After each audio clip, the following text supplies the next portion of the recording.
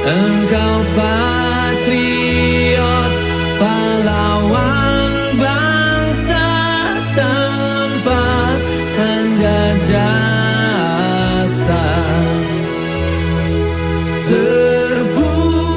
Terpujilah wahai engkau, ibu, bapa, guru.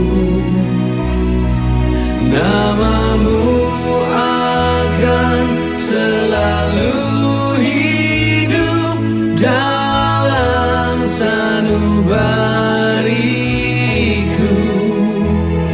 Semua baktimu akan kuukir di dalam hatiku